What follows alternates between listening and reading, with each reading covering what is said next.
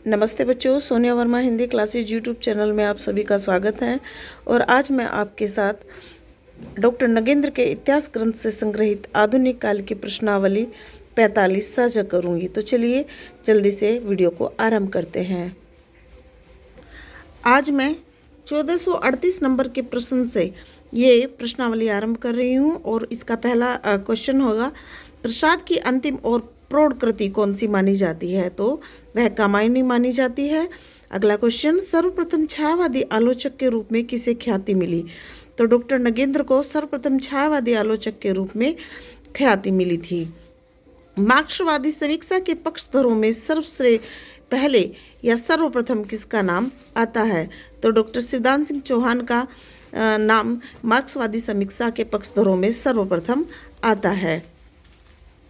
अगला प्रश्न देख लेते हैं, मार्क्सवादी समीक्षकों में सर्वोच्च स्थान किसका है? तो डॉक्टर रामविलास शर्मा का मार्क्सवादी समीक्षकों में सर्वोच्च स्थान है। सैद्धांतिक आलोचना के क्षेत्र में सर्वाधिक उल्लेखनीय योगदान किसका रहा? तो इसमें भी डॉक्टर नगेंद्र का सर्वाधिक उल्लेखनीय योगदान रहा। अगला बहुत महत्वपूर्ण क्वेश्चन, किसके जीवन को लेकर सर्वाधिक जीवनियाँ लिखी गई?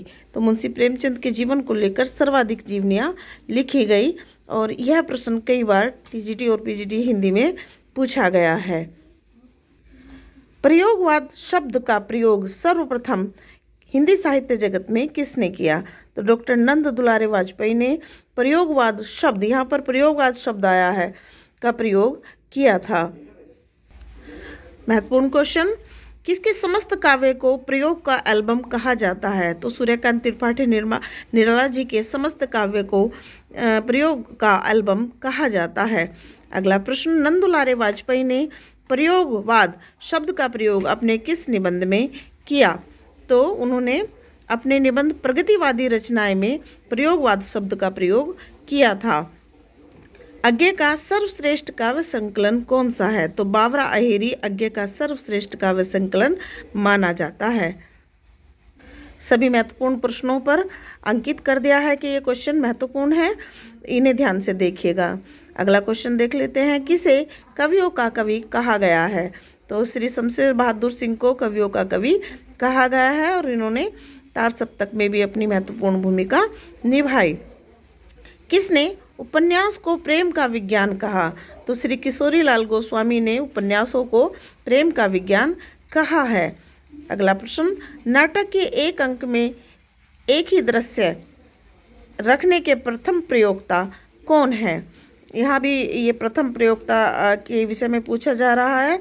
तो श्री किशोरीलाल गोस्वामी जी इस विधा के प्रथम प्रयोक्ता माने जाते हैं। अगला क्वेश्चन, खुसरो ने अपने ग्रंथ नूहे सिफर में कितनी भाषाओं का जिक्र किया है? तो इस ग्रंथ में खुसरो ने 11 भाषाओं का जिक्र किया है।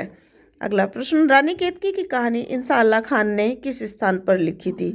तो इस रचना की उन्होंने जो रचना की थी वह लखनऊ में की थी। अगला क्वेश्चन भी महत्वपूर्ण है, हिंदी गद्य के प्रथम 4 आचार्य कौन थे? इन्होंने हिंदी खड़ी बोली के लिए बहुत महत्वपूर्ण कार्य किए हैं हिंदी साहित्य जगत में। तो इनमें थे सदासुख राय, इंसा अल्लाह खान, लल्लू लाल और सदल मिश्र। अगला प्रश्न, हरिश्चंद्र चंद्रिका के संपादकों में किस किस का नाम छपता था?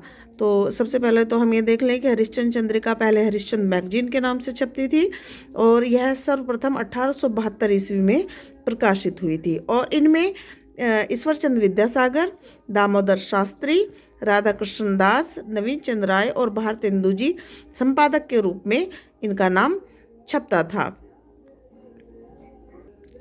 अगला प्रश्न, भारतेंदु ने कविता वर्धनी सभा की स्थापना कब की? तो भारतेंदु जी ने सन 1870 ईस्वी में कविता वर्धनी सभा की स्थापना की थी। पैनी रीडिंग क्लब की स्थापना किसने की? तो वह भी भारतेंदु हरिश्चंद्र जी ने की थी। अगला क्वेश्चन, भारतेंदु किस संप्रदाय में दीक्षित थे? तो वह वल्लभ संप्रदाय में दीक्षित थे और यह प्रश्न भी लगभग 2 बार हिंदी टीजीटी पीजीटी परीक्षा में पूछा गया है। 1458 नंबर के प्रश्न को देख रहे हैं, आधुनिक हिंदी गद्य के जन्मदाता कौन है? तो भारतेंदु हरिश्चंद्र आधुनिक हिंदी गद्य के जन्मदाता हैं। इस प्रश्नावली का अंतिम प्रश्न है, किसने मुसलमानी राज को प्लेग और अंग्रेजी राज को क्षय रोग कहा। देखिए, ये परिभाषा के तौर पर प्रश्न पूछा जाता है, जब भी पूछा गया है तो भारतेंदु हरिश्चंद्र ने मुसलमानी राज को प्लेग और अंग्रेजी राज को क्षय रोग कहा।